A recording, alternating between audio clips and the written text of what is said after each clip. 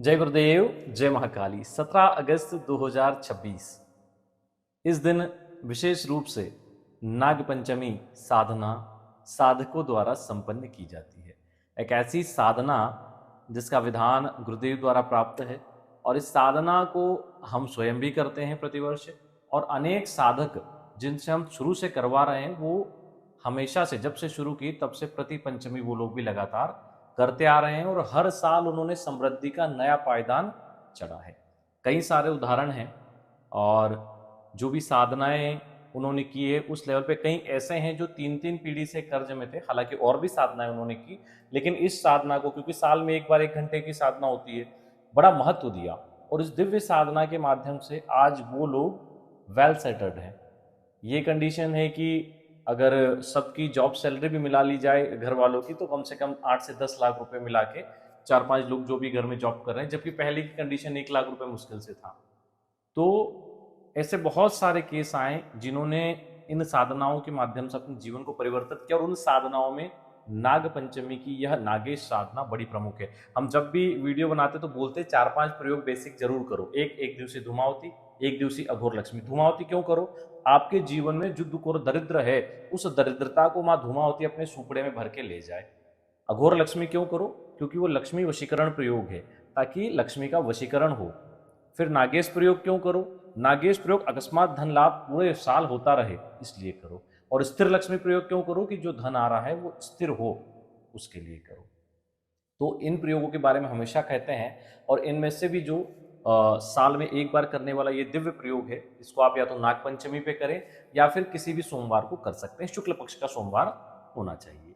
शुक्ल पक्ष के सोमवार में पंचमी आती है, नाग पंचमी के दिन तो हम इसको करते ही हैं, लेकिन जब भी शुक्ल पक्ष हो, सोमवार हो, तब भी आप इस साधना को कर सकते हैं। वैसे तो ये 1 दिन की साधना है। यदि आप चाहें तो उसको 5 दिन, 11 दिन या 1 लाख मंत्र का अनुष्ठान, आप जैसे चाहें इसको अपने अनुसार संख्या को निर्धारित करके कर सकते हैं। बड़ी विशिष्ट साधना है, धन समृद्धि देने वाली और अकस्मात धन लाभ देने वाली विशिष्ट साधना है। तो इसमें कोई बहुत ज़्यादा सामग्री की आवश्यकता नहीं है। कुछ विशिष्ट जो सामग्री वो आपको लिखवा देते हैं, उसको नोट कर लें। इसमें एक छोटा सा शंख लगेगा, एक रुद्राक्ष माला, जो दक्षिणवर्ती शंख जैसा एक छोटा सा शंख आता है, 1 इंची, 2 इंची, 5 इंची, जितने का भी होगा चलेगा।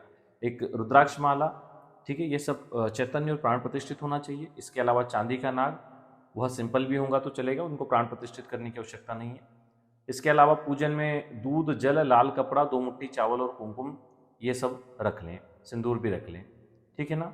अब इसमें आपको छोटा शंख, रुद्राक्ष माला और चांदी का नाग 3 आइटम लेने, बाकी तो सब ज़्यादातर घरों पे मिल ही जाते हैं। गाय का दूध अगर मिले इसमें तो बहुत अच्छा है, क्योंकि देवी देवताओं के पूजन में गाय के दूध की ही प्रमुखता है। यह 17 अगस्त 2026 को सुबह 5 बजे यानी 4 बजे उठ के आपको कंप्लीट हो जाना है। पीले वस्त्र आदि धारण करके आपको दक्षिणमुखी होकर बैठ जाना है। नागपंचमी के दिन प्रातः 4 से 5 के बीच में साधना को करें तो बहुत अच्छा है। सबसे पहले अपने हाथ में जल लेके पवित्रीकरण कर लें। पवित्रीकरण मंत्र नीचे दिया है, ओम अपवित्र पवित्रो व सर्वास्तांग गतोस्वपी यह स्मरित पुंडरी काक्षम शह भय भयंतरहो शुचि, इस प्रकार कर लें।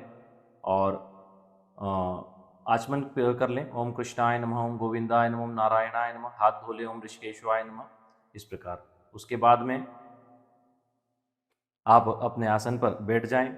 सामने जो आपके बाजोट, एक लकड़ी का बाजोट लगा लें, उस पर भी लाल या पीला कपड़ा बिछा दें और उसके ऊपर कुमकुम से नागराज का चित्र बना दें। सफ़ेद कपड़ा भी बिछा सकते हैं और उसके ऊपर कुमकुम से लाल, पीला, सफ़ेद जो अवेलेबल हो आपके पास, नया होना चाहिए, गंदा नहीं होना। या तो नया ले लें या पुराना ही है आपके पास तो धो के इस्तेमाल करें अच्छे से। तो इसमें आप नया लें तो ज़्यादा अच्छा है। छोटा सा तो लगेगा 1 मीटर का, 1 मीटर भी नहीं लगेगा, आधा मीटर ही लगेगा। तो इसमें आप लाल कपड़ा बिछा लें, पीला बिछा लें, सफ़ेद बिछा लें और उस पर कुमकुम से नागराज का एक चित्र बना दें। जिनको चित्र बनाते नहीं आता, यूट्यूब पे देख लेना नागराज का चित्र कैसे बनाए, बहुत आसान है। आप इस प्रकार चित्र बना दें, फिर उसके ऊपर बीचों बीच 1 मुट्ठी चावल स्थापित कर दें। चावलों के ऊपर शंख को स्थापित कर दें। शंख की जो पूंछ है वो पीछे की ओर रहेगी, बड़ा वाला मुख जो है वो आपकी तरफ रहेगा और खुला मुख ऊपर की ओर रहेगा, आसमान की तरफ, ठीक है ना। उसके बाद उनके सामने चांदी की प्लेट में अपना चांदी की जो नाग है आपके पास, वो एक प्लेट में स्थापित कर दें, कोई भी प्लेट हो, ठीक है। इसके बाद 5 तेल के दीपक प्रज्वलित करिए। तिल का तेल हो, सरसों छोड़ के कोई भी तेल ले लो। सबसे पहले गुरु जी गणेश जी का ध्यान करिए, एक माला गुरु मंत्र, एक माला गणेश मंत्र जप करिए, उनसे आज्ञा और आशीर्वाद लीजिए। उसके बाद में शंख को, दीपक तो प्रज्वलित कर देना है, दीपक का भी पूजन करना है। फिर शंख को, नाग प्रतिमा को जल से, दूध से, फिर जल से स्नान करवाइए, सिंदूर, चावल, कुमकुम आदि से पूजन करिए। ठीक है। और देखो बहुत सी जगह क्या होता है, नाग देवता को चावल नहीं चढ़ते, लेकिन इस विधान में ये कहा गया है, तो इसलिए ये करना है। अगर नहीं कहा गया होता तो हम नहीं बताते, क्योंकि बहुत सी जगह नाग देवता को चावल नहीं चढ़ाते हैं।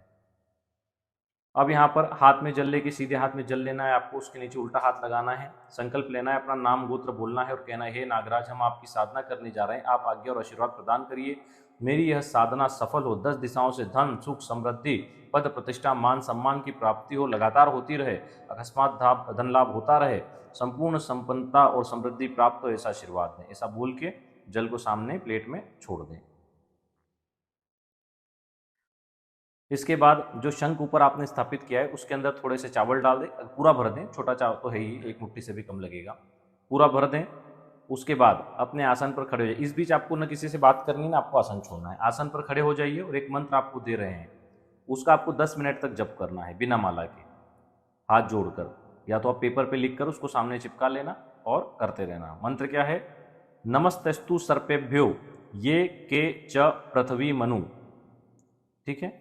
इसका आपको 10 मिनट तक जप करना है। उसके बाद आप आसन पर बैठ जाइए और बैठने के बाद जो रुद्राक्ष माला है, सिद्ध रुद्राक्ष माला, उसको गौमुखी में रखना है। माला का भी पूजन करना याद रखें। उसके बाद माला को प्रणाम करके 5 माला मंत्र जप करना है। नीचे जो मंत्र दिया है, मंत्र क्या है, ओम नृम नागेश्वराय धन प्रदाय नृम फट। इस प्रकार 5 माला जप कर लें। आपकी स्वेच्छानुसार 21 माला, 11 माला, 21 माला, 51 माला, 108 माला, जो करना है कर सकते हैं, नहीं तो 5 तो कंपलसरी करना ही है। जब माला हो जाए तो बाजोट पर रख दें, हाथ जोड़कर प्रार्थना करें कि हमसे कोई भूल चूक हुई हो तो हे नागराज हमें क्षमा करें। मंत्रहीनम क्रियाहीनम भक्तिहीनम जनार्दनम यत पूजितम मया देव परिपूर्णः तदस्तु में आह्वानम न जानाम जानाम सर्जनम पूजा चेयो न जानामि क्षम्यन्ता परमेश्वरी पापोहम पापात्मा पाप सुपाप कर्मात्रा ही माम हे नागराज सर्व पाप हरो हरि। इस प्रकार से प्रार्थना कर लें। यहाँ पर आप नागराज से क्षमा प्रार्थना करने के बाद में भगवान शिव का ध्यान करें और शाम के समय शंख निधि को, चावल और नागराज की प्रतिमा, इन तीनों चीज़ों को, कपड़ा वो करने की जरूरत नहीं, करना चाहें तो वो भी साइड में गाड़ सकते हैं। कपड़े वगैरह को तालाब में नहीं डालना चाहिए, नदी तालाब में। तो शंख निधि, चावल और नागराज की प्रतिमा, इनको किसी भी नदी तालाब या सरोवर में विसर्जित कर दें, क्योंकि ये नदी तालाब में भी जाएंगे तो वहाँ का एक तो खैर आध्यात्मिक लाभ तो ये तो जो मिलेगा ही, लेकिन नदी तालाब में जाएंगे तो ये वहाँ के जल को भी शुद्ध करने का काम करते हैं। तांबा, फिटकरी आदि हम जो नदी तालाब में डालते हैं तो उसको शुद्ध करने का काम करते हैं। कपड़ा नहीं डालना, कपड़ा आप साइड में गड्ढा करके डाल के थोड़ा सा जल ऊपर से उसमें डाल सकते हैं। और कपड़ा नहीं भी करेंगे, धो के इस्तेमाल करना चाहते हैं तो कर सकते हैं, लेकिन जब धोएं कहाँ पे उसको, किसी पेड़ के पास धो के निचोले, वो सारा पानी पेड़ में, ऐसा नहीं गंदी नाली में जा रहा है, क्योंकि उस पर आपने नागराज का चित्र भी बनाया है, आपने उस पर साधना भी की तो ऊर्जा वहाँ पर रहेगी। तो ये चीज़ों का बड़ा ध्यान रखें। तो इस प्रकार आप इसको करेंगे तो ये साधना पूर्ण होती है। जैसे आपका मंत्र जब पूरा हुआ उसके बाद में आपको थोड़ा सा जल आसन के नीचे राइट साइड डालना है, मध्यमा अनामिका से उसको स्पर्श करके दोनों आंखों को लगाना है, 4 बार मस्तक को लगाकर बोलना है शक्राय वशक। इस प्रकार बोल के आपको दंडवत प्रणाम करना है। आसन से उठ के फिर आप दंडवत प्रणाम करेंगे। आसन को कभी भी पैर से इधर उधर ना करें, चाहे भोजन का हो चाहे साधना के लिए हो, हमेशा हाथ से प्रणाम करके बैठ के और उनको साइड से रखेंगे। साधना में सभी चीज़ों का सम्मान करना चाहिए। हम तो कहते हैं दैनिक जीवन में भी प्रत्येक सजीव या निर्जीव प्रत्येक वस्तु का सम्मान करना चाहिए, क्योंकि हम कहते हैं कि प्रत्येक व्यक्ति में ईश्वर होता है, प्रत्येक वस्तु में ईश्वर होता है, तो हमें उसी प्रकार सबका सम्मान करना चाहिए। अच्छा, इस प्रकार आप इस साधना को कंप्लीट करो और देखो बिल्कुल आपको इसके रिजल्ट मिलेंगे। आप जैसे जैसे साधनाओं को, अनुष्ठानों को संपन्न करते जाओगे, देखो ज्यादातर लोग आर्थिक रूप से धन से परेशान होते हैं और उल्टी सीधी साधनाएं करते हैं, भूत चुड़ैल डायन डाकने पता नहीं क्या करते रहते हैं। आपको ये समझना होगा कि आपको धन चाहिए तो धन देने वाली साधना कौन सी है, तो महालक्ष्मी है, धनदा यक्षिणी है, नागेश प्रयोग है, नाग देवताओं में नागेश प्रयोग आपके पास है, यक्षिणियों में धनदा यक्षिणी है, यक्षों में कुबेर है, देवियों में माता महालक्ष्मी है, महाविद्याओं में माँ तारा, माँ कमला है, माँ बगलामुखी। आपको ना उन चीज़ों को समझना पड़ेगा, तो आप धीरे से स्टेप बाय स्टेप छोटी साधनाओं से आगे बड़ी साधनाओं तक पहुँचे। आप भैरव में जाएंगे तो सोनाकर्षण भैरव है, तो वैसे तो सभी देवी देवता सब कुछ देने में समर्थ है, लेकिन जो पर्टिकुलर उसी चीज का देवता है, उसी चीज की देवी है, हम उनकी साधना करेंगे तो वो चीज हमें शीघ्र प्राप्त होगी। तो हमें इसी प्रकार साधना करनी है। जैसे हमने नागेश साधना की, फिर हमने अघोर लक्ष्मी, स्थिर लक्ष्मी, एक एक करके हम आगे बढ़ते गए, तो फिर देखो कैसे रिजल्ट आता है और आपकी जो आर्थिक स्थितियां वो कैसे बदलती है। ठीक है ना। ये जब वीडियो आप लोगों को मिलेगा तब तक शायद यूट्यूब पर अभी हमने जो धंधा यक्षिणी साधना, अभी जो नवरात्र चल रहे हैं, गुप्त नवरात्र, ये भी हम करवा रहे हैं साधनाएं। तो ये साधनाएं कि जो भी लोगों के अनुभव रहेंगे वो हम यूट्यूब पे पोस्ट में भी डाल देंगे, स्टेटस पे भी डाल देंगे, जो गुरु दीक्षा वाले ग्रुप वगैरह हैं उनमें भी डाल देंगे। तो आपको पता चलेगा कि सही तरीके से आप जब साधनाएं करते हैं तो कितने अच्छे अनुभव होते हैं। कई ऐसे अनुभव हैं कि लोगों को सेम डे उसी रात अनुभव हुए, कुछ लोगों को आर्थिक बड़े बड़े लाभ हुए दूसरे दिन।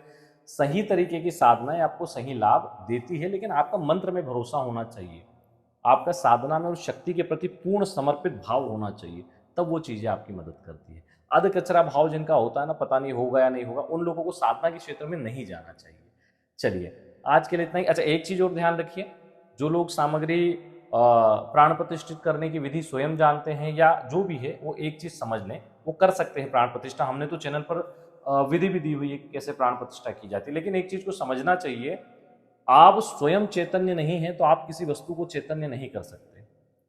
आपको विधिवत चैतन्य सामग्री का प्रयोग करना चाहिए। तो जिन लोगों को भी सामग्री यहां से मंगवानी हो, वो लोग कम से कम 15 दिन पहले मंगवा लें। ठीक है ना, क्योंकि 2-4 दिन पहले आप कहेंगे तो हम भेज ही नहीं पाएंगे।